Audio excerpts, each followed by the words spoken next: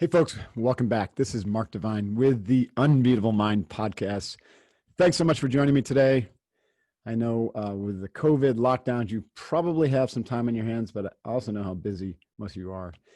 And the fact that you're spending some time with us today means a lot, right? Because there's a lot of places you can put that attention. The fact that you're focusing in on us and what we're doing is really cool. My guest today, wow, it's going to be so interesting and really, really important. So if you're double tasking or multitasking, I encourage you to not do that because the future of humanity is at stake. Dr. Enric Sala, National Geographic Explorer in Resident, author of The Nature of Nature, Why We Need the Wild. And in this book, which is due out soon, right, Dr. Sala? When's it August due 25th. Out? August 25th. I can't wait to read it. He discusses the irrefutable link that binds humans, economic health, and the health of the planet. And I 100% agree and believe that. We're all this one interconnected whole. And when we ignore Mother Earth, we ignore it at our peril. He's the founder of the Pristine Seas, a project that combines exploration, research, and media to inspire the leaders of the country or the globe to protect the wild places left in the ocean, which should be all the ocean, right? Unfortunately, it's not. The project has protected, check this out, more than 5 million square kilometers, which is half the size of Canada, of ocean. And he's created 22 marine reserves. Amazing. Dr. Sala has received numerous awards. Young Global Leader Award by the World Economic Forum, Lowell Thomas Award from the Explorers Club, and the Hero Award from the Environmental Media Association. I love the fact that Prince Charles wrote the foreword to your book. How is that? Yeah, I'm very lucky. Well, he's a committed environmentalist. Yes. He's telling us that we are depleting nature at a rate that is not sustainable for decades. Right. And he's a beautiful writer also. He's published some beautiful books about the environment. So I happen to know him. So I asked him if he would be so kind as to write the foreword, and he accepted. So yeah, very lucky to have his wise words to open the book. That's really cool. Let's talk first, before we get into all the, gosh, we could take this in so many directions, but I want to focus on you as a person and how you got so committed to this, because you were first an academic, right? You were an academic, you were a professor, you mentioned at Scripps, which is right down the road from us.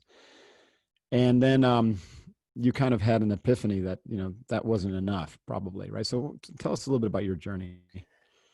Yeah, I was, well, first of all, Mark, thank you so much for having me on your podcast. I love your podcast, really. So it's a real honor to be here. And yeah, I used to be a professor at Scripps Institution of Oceanography in La Jolla. Right. I was studying the impacts of humans in the ocean, the impacts of fishing and global warming. And one day I realized that all I was doing was writing the obituary of the ocean. So wow. I felt like you mean you were just watching and cataloging how it was dying? Exactly. That's with horrible. More and more precision. So I felt like the doctor who's telling you how you're going to die with excruciating detail, but not offering a cure. Mm-hmm. And I decided to quit academia and dedicate my full life to ocean conservation. Give us a time frame for when that happened. That was in 2007. 2007. Okay. Interesting. So as an academic, even in oceanography, you have like quite a few specialties. So what was your specialty? Marine ecology. I studied the relationships between species, the functioning of entire marine ecosystems, and the impacts of human activities on them. And what were some of the biggest findings that scared you to basically say, I need to quit and become more of a, impact player? Well, the findings were, I didn't need statistics to prove what I was seeing with my own eyes. We went back to the places that we loved, and we saw them more and more and more degraded because of too much fishing, pollution, and ocean warming. And the scientific data just quantified what we saw with our own eyes. So it was the continuous degradation of ocean life within our lifetimes. Mm-hmm. anything in particular like that you could share that really scared you? It was something in reverse, yes. When I was a little boy growing up on the Mediterranean coast of Spain, I was glued to the TV on Sunday evening watching The Undersea World of Jacques Cousteau. Jacques Cousteau. Right? Those shows were amazing. I watched every one of those too. Right? Oh, yeah. And remember, back then there was nothing, nobody else was showing us the underwater world. Right? Right. So we were glued to the TV on Sunday evening, and I fell in love with the ocean because of that. But then I went swimming in the Mediterranean, and there was nothing of what he showed us. No large fish, no dolphins, no seals, no coral reefs. And I thought that the Mediterranean was a poor sea naturally, and that this richness happened only in exotic locations that Cousteau showed us. But then when I turned 18, I was allowed to get a diving license, and I went diving in a marine reserve off the coast of Catalonia, north of Barcelona, a place that had been protected for a few years. And then I saw what I missed during my childhood, a place that hadn't had fishing for a while. The marine life recovered spectacularly, and it was like diving into one of Cousteau's documentaries. Is that right? That's fascinating. So, most people think that the ocean is, like it's hard to imagine that particular area that could be protected would be able to recover because everything is just water. Everything's connected, So do we really have local ecosystems like that in the ocean where if you just say, okay, no more fishing in this particular area, it'll start, re-thriving? How does that work? Yes and yes. So you said yes to the first thing you said, that everything is connected, right? And impacts on one side of the world can affect the rest of the world, like we're seeing with this pandemic. But also, we have seen it everywhere around the world. I've seen this miracle happen over and over and over. You close the place. This reserve that I was telling you about is only 1 square kilometer.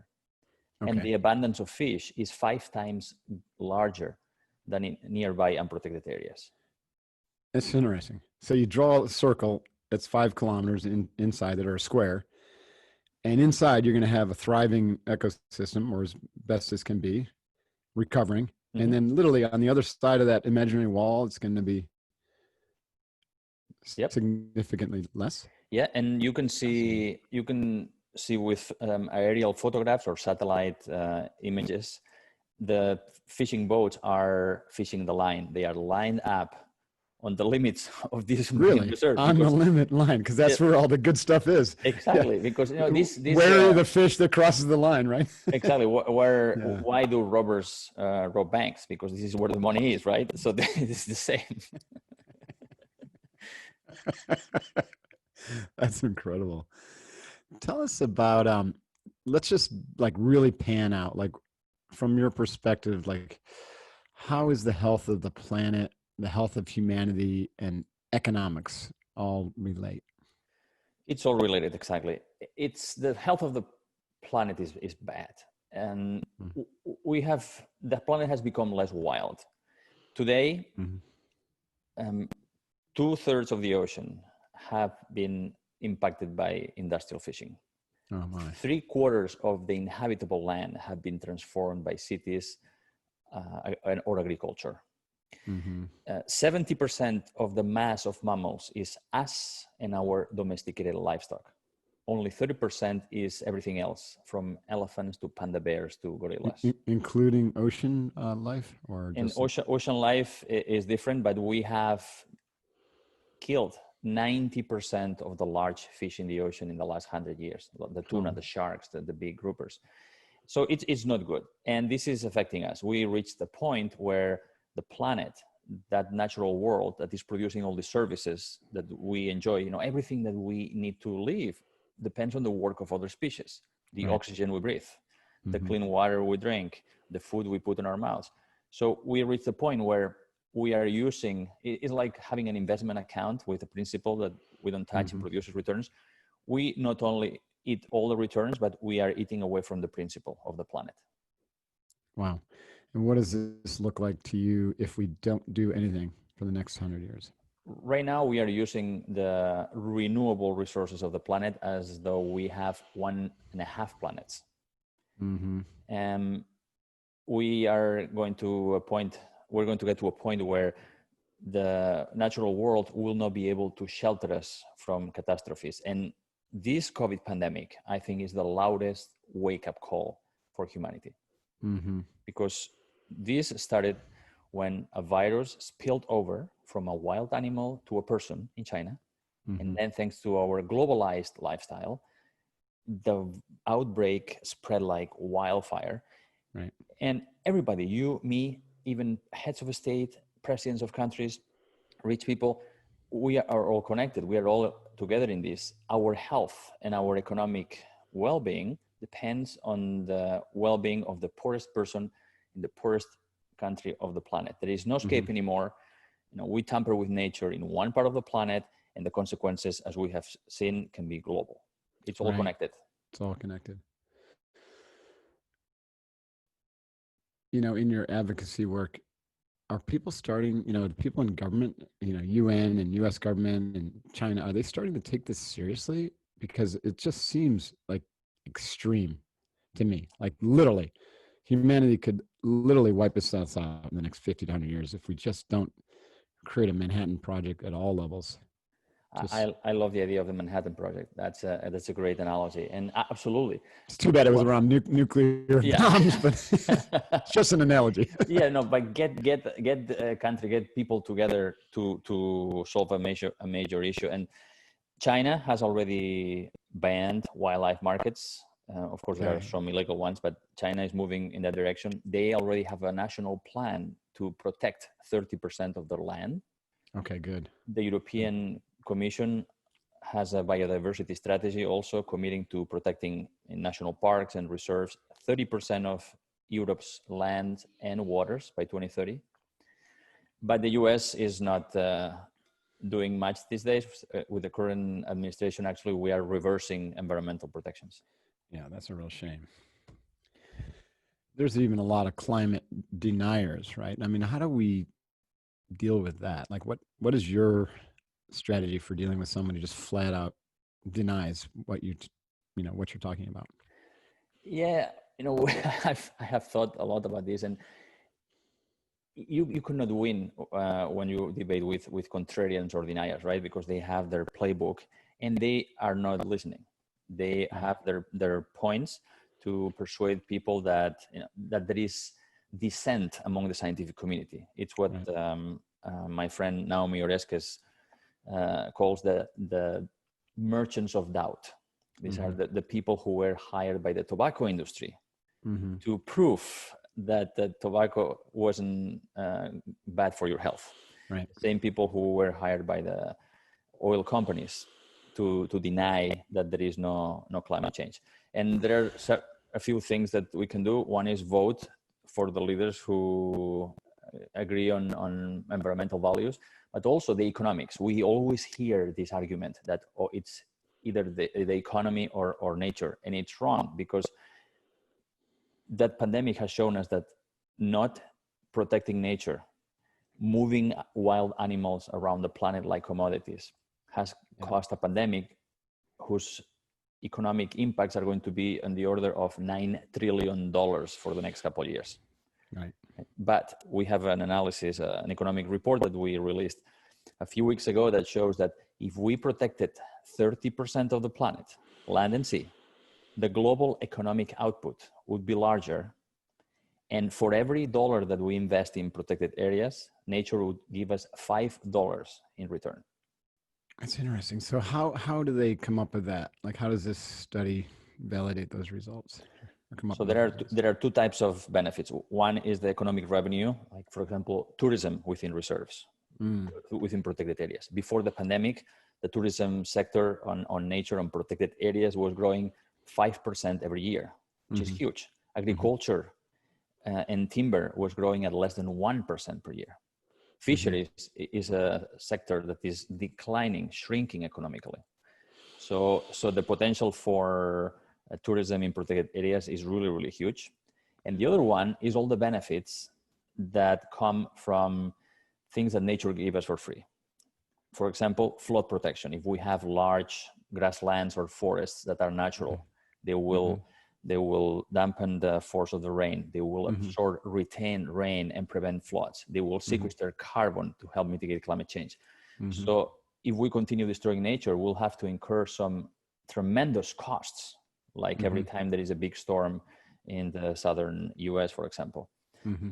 So by protecting more of nature, we are going to avoid these multi-billion-dollar costs. And this is money that we can use in building resilience for our world and help people in need.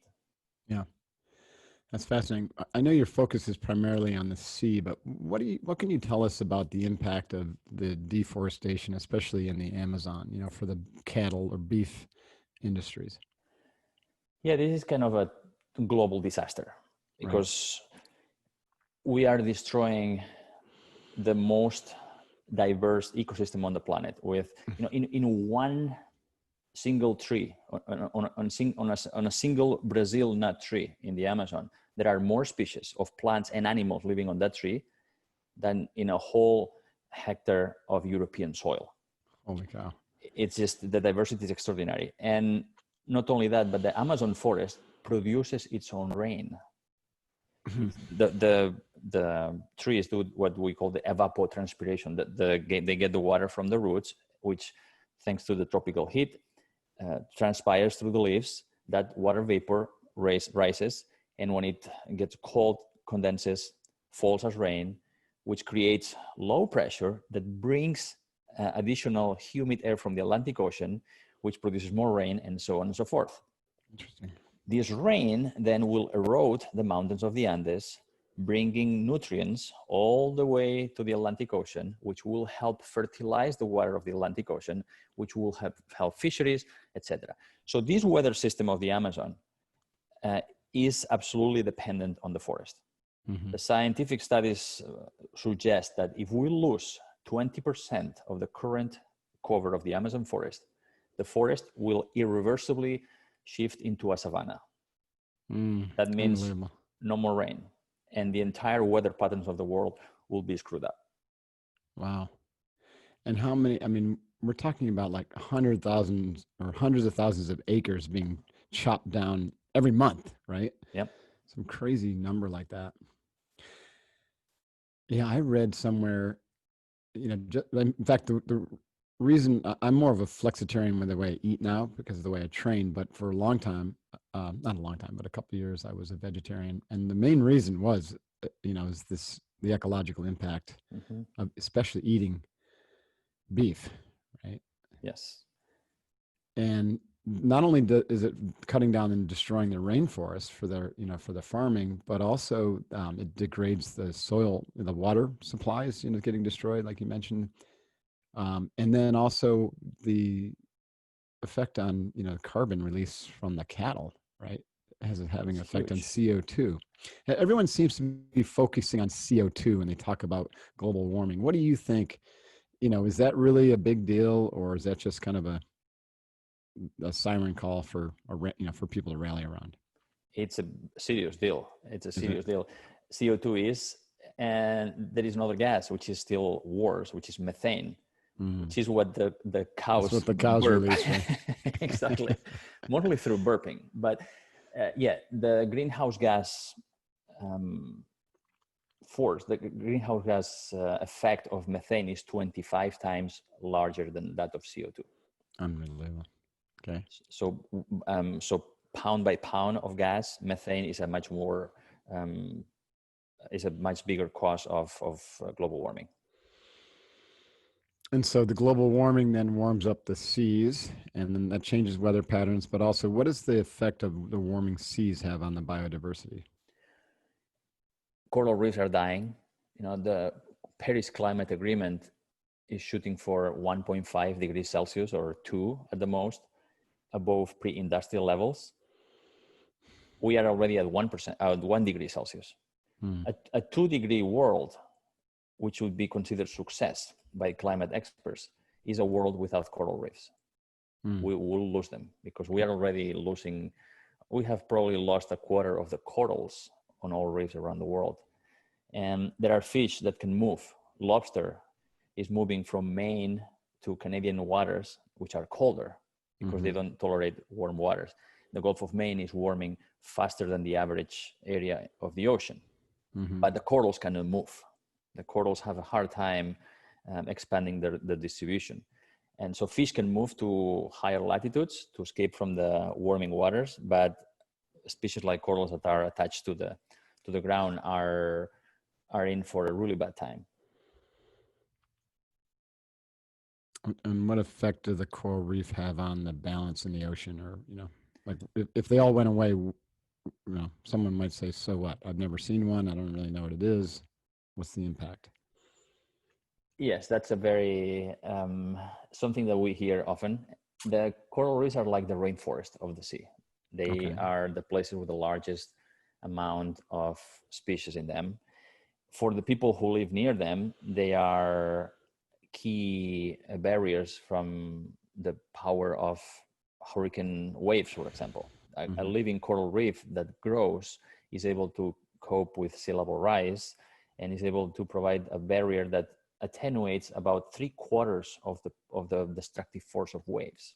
Wow. So the coastal zones in the world and most coral islands in developing countries, there are people living on these islands.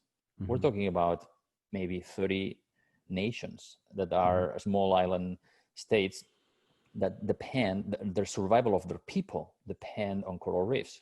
Of course, somebody living in Ohio is not going to be directly impacted by an island sinking in the middle of the Pacific Ocean, right?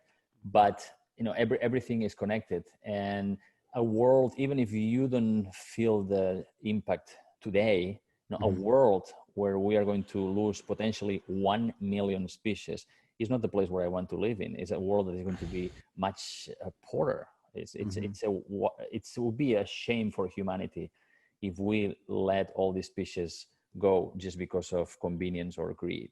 Of course. Wow.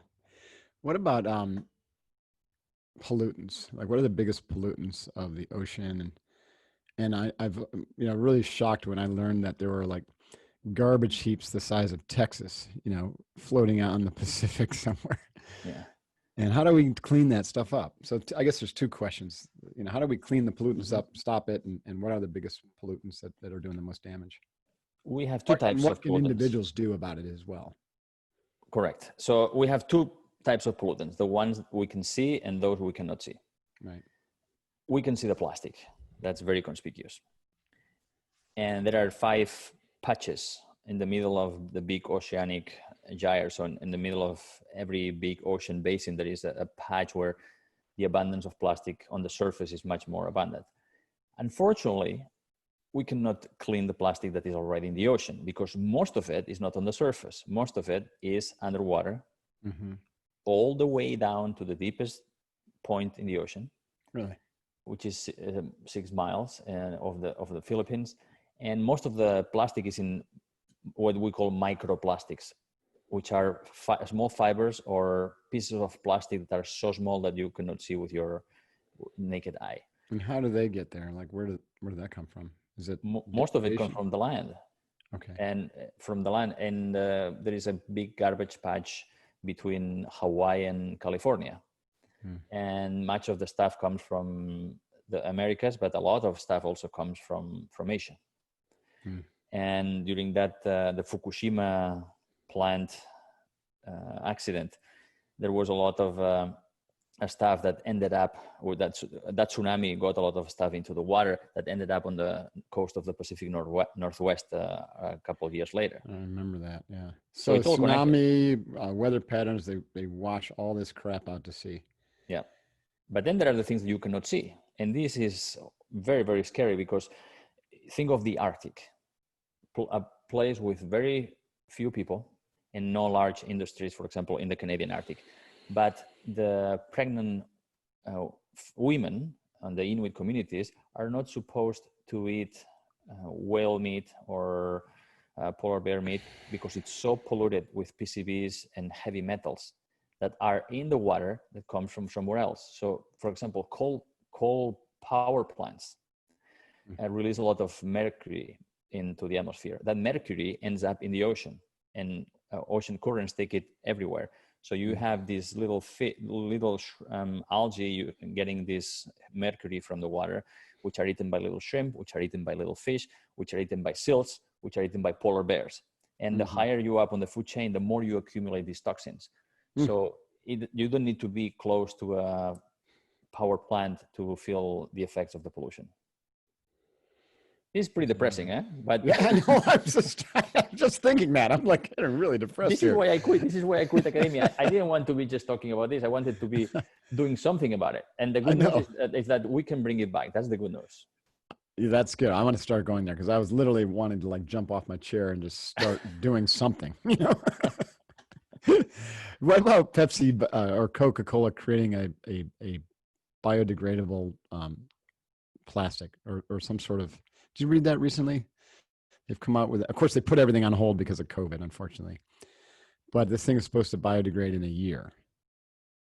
Is that one of the ways that we can really start to turn this around? Is just stop producing plastic itself and create biodegradable containers? And absolutely. And plastic, for example, for COVID, the plastic has been vital in ensuring the sterility of things in the hospital. So for health purposes, plastic is fantastic. And plastic has lots of great uses. The problem is that it lasts too long. Right. One of these normal plastic bottles can last 400 years in the ocean.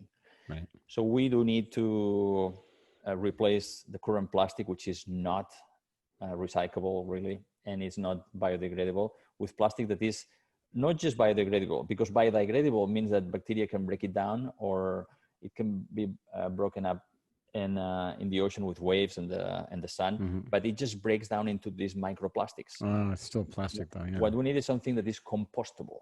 Right. Something that it changes its structure back to some natural form. Exactly. Some nutrients that then life in the ocean or on land can use. I see. Okay, so that's one thing you just said, which gave me some optimism that we can reverse this. So what are the biggest areas that we can work on as a global community? And then also as a corollary, what can I do, or what can a listener start doing? What would have the biggest impact? Okay. So for the global scene, right, your Manhattan Project, that three main things. We have climate change and loss of biodiversity, loss of nature, which are interacting, right, to create this global crisis, which in turn created a health crisis, this pandemic. So there are three things that the world needs to do. So if you and I were given the task now, okay, you guys, you run the show, put it in together, what are the goals? Hey, that's not a bad idea, by the way. Let's do it. Let's do it. All we need is $1 trillion. Who's got $1 trillion for us? Well, we can talk about that because we do have the money. You know that the world spends more money today eating ice cream than in protected areas. Oh, good God. That makes and the sense. money we would need to protect 30% of the planet is less than what people spend on video games. The money is there. The money is there. Yeah. Okay. So the three things we need to do. One is to phase off fossil fuels. It's putting carbon in the atmosphere. That's the main cause of global warming. So phasing off fossil fuels and developing a renewable energy economy, which also would create lots of jobs. That's one. Two is give more space to nature. We need nature to be able to continue providing for us, to give us all these essential things that we need to survive. And that means half of the planet in natural state. Half the planet. Okay. In natural state. But we can start by committing next year. There is a meeting of the UN Convention on Biodiversity. 196 countries are going to meet in China. They're going to agree on how much we'll be willing to give to nature. And there is a target now on the draft agreement of 30% of the planet, land and sea, protected by 2030. Okay, so how do we get to 50% if we're only thinking 30? Well, right now we are at 15 on land and 7% in the ocean. So 30% is already pretty ambitious, but it's feasible. And the third thing we need to do also is change the way we produce food. You mentioned that you went vegetarian for a while and now you're flexitarian. And the way we produce food is not only unsustainable because we are taking things out faster than they can reproduce, Hmm. but also is very inefficient and polluting. It's very linear, right? It's extract, use, discard, and it Exactly. needs to be more circular. Exactly. And we are running, we don't have another planet as a landfill, so we're running out of space here. And agriculture is one of the biggest causes of greenhouse gas emissions, CO2 emissions, and also it Mhm. uses 75% of the fresh water that we use. Mm. And the soil, as you said, mentioned before, the soil is, because there's so much tilling and so many chemicals that go into these industrial monocultures, that we see everywhere, we are losing the soil. We're losing billions of pounds of soil every year that go to the ocean. So we need to shift into regenerative agriculture that is less dependent on poisons, on chemicals, which helps plants create, and all the fauna, all the animals in the soil create more soil, which Mhm. in turn, the soil absorbs a huge amount of CO2 also, Mhm. which would help to mitigate the impact of climate change. So these are the three things, the three biggest things that you and I would put our team to, Yeah. to work. What I mean, the first one obviously has a lot of momentum in fossil fuel, even though there's still a lot of resistance. And greenhouse gas, or not greenhouse gas, but alternative energy sources. I think that, if we were to see a different administration coming into the U.S. next year, there'd be a big push for that. More space for nature. I think that's awesome. I think America. What does America have set aside? Because it seems like we have quite a bit of natural land set aside. Is it still 15%, or do we have more? The US is about 12%, I think. And many people believe that we have so many national parks in the US, which is true, but the largest user of the US soil is livestock. Yeah. 41% of the land in the US is Good used God. to raise beef. Okay. Which brings us to the third. How much work is already being done on regenerative agriculture? And what does that industry look like, or that potential look like? It's not significant yet. There are the Rodale Institute in the US and others have done an amazing job showing that regenerative organic agriculture helps produce the soil, produces healthier food. So, and this is something that I think that people are starting to realize during the pandemic. You see Hmm. people gardening more and planting Hmm. their own tomato plants on the roof. Yeah, they slowed down enough and felt like I got to get back in touch with nature, and then they feel better Exactly. about themselves, and they start making better decisions. Yeah, that's You're cool. absolutely right. So hopefully there's going to be a shift to more local food, which Right. also would be healthier food, and it would have a lower carbon footprint too. Hmm. Yeah, so many benefits for that. Yeah, I think that one of the positive outcomes of this pandemic, besides what we just talked about, getting people to slow down and pay attention and Hmm. ask better questions, but also, maybe this whole idea that, buying your beef from South America, right, and having it shipped across the oceans, maybe that's not sustainable, right? And we Hmm. need to bring things back local. Interesting. So much, we could do a whole podcast just on that. Um, so let's bring it to the individual. Besides, like, we're just kind of did make that transition. What can individuals Yeah. do? I think working, getting closer to land, right? Really understanding and appreciating nature. I live in a surf community, and the surfers are very, very dogged about protecting the ocean. Surf Hmm. Rider Foundation has just done a Yeah. lot of great work, and surfers, because they understand, the ocean, and they love the ocean, and they can't go a day without either looking at it or being in it, right? Yeah. And so that's beautiful. But most people who live in cities, they don't really get to experience nature like I did in upstate New York, where my mom had a garden, and we used to go, get dirty and help her garden and Hmm. pick food, and we'd go out and pick corn and grow corn. And there's a certain sense of humility and groundedness that comes when you get close to nature like that. It doesn't have to be working with land. Just, you could maybe enjoy nature by going out in it, like you said, for tourism. But really, when you can work the land, even if it's just a Hmm. small little box with some tomatoes in it, Yeah. it has an effect on your consciousness, right? You become more grounded, connected, and whole as a human being. That's a huge opportunity for everyone, just to shift consciousness, and to maybe caress and love Mother Earth a little bit, you know? Absolutely. And also the health benefits are enormous. Right. There are studies showing that kids who are able to play outside with dogs and Mm-hmm. with soil, they have stronger immune systems because they are Right. exposed to so many microbes, which most of them are good microbes that are Right. not harmful to us. And kids who are raised in cities inside air conditioned units all the time have many more health problems, especially allergies and respiratory problems. But Mm-hmm. going back to your question, you did it. You went vegetarian for a while. When people ask me, what can I do? I said, listen, we could go for an hour with a laundry list of things you can do.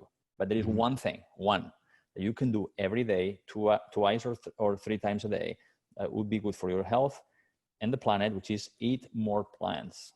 Mm-hmm. A Right. plant-based diet. You can get, as you are a healthy man. You are careful about your nutrition. You know Mm-hmm. that the proteins we need, the micronutrients we need, you can get most of it from plants. That's right.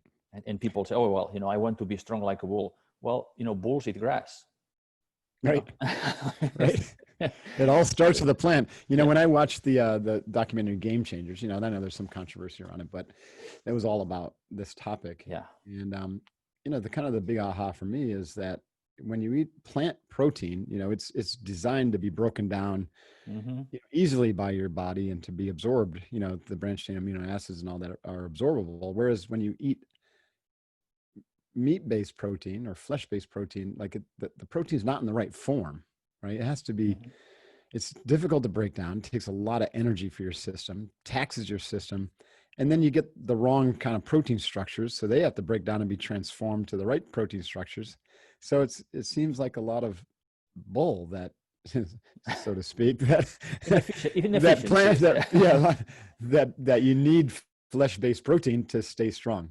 And I think there are some things that are beneficial, and maybe for certain body types, or for people like me, or if you're out in the ocean all day long, or for me if you're doing a 3-hour workout, I find that I get more density in the protein. I just can't eat enough volume of vegetables. That's the problem I have. Well, not Supplementation is important. Not everybody does a daily 3-hour workout. That's true. That's true. Good point there. Okay, so eat a plant-based whole food diet. I read a stat once that said if everyone just ate one less hamburger a week, it'd be the equivalent of taking like 30 million cars off the road. Wow. I can believe that. Yeah. Wow. It's incredible. It is incredible. Okay, so that's one thing. Is there a next best thing that people can do, individuals can do? Yes, especially here this year is people can vote. And Right. if you like the idea of living in a place with clean air, clean water, where corporations are not allowed to throw poison in rivers without controls, if you want to live in a place where there are fish in the rivers and in the ocean, I would encourage you to look at which candidate agrees with your world values and vote for that person. Yeah. Yeah. Well said. Interesting. So you believe this is reversible? We can get back on track, but like, how much time do you think we have? Like, how bad is it going? Let's just say if we do nothing, what does it look like? And if we don't, if we're too slow off the switch, or like what's it look like in worst case, middle case, and best case scenario? I like your motto of unbeatable mind. And for this, you have to be, I think you have to eliminate some possibilities. And I don't even want to think about the worst case scenario. Yeah. And my philosophy is that we don't have an option. And people did tend to think that climate change was something that was going to happen in the future. It's not going to affect me. People thought that the loss of nature is something that was going to affect somebody in the Amazon or in the Congo, but not me, right? But people thought that Ebola or HIV was something that happened in San Francisco or in Cameroon, and it was not going to affect me. But this pandemic has shown this is just a glimpse of what the worst case scenario could be. There could be much worse pandemics. There could be much worse economic crisis. Look at what's happening with the wildfires in California, in Australia, and the hurricanes in the Caribbean. This is just a little sample of what's coming if we do nothing. Right. So I don't think anybody wants that world. So we have no option. And we have until 2030 to protect 30% of the planet. And we have until 2050 to go carbon neutral. And still, even if we do that, we are going to lose 90% of the coral reefs. Good Lord. Right? But this is better than doing nothing. And economically, if we go business as usual, it's going to be an economic crisis that the world has never seen. It is much cheaper, much cheaper to invest in prevention than having to respond to the impacts of loss of nature and global warming. Right. Yeah, that's amazing when you look at it that way.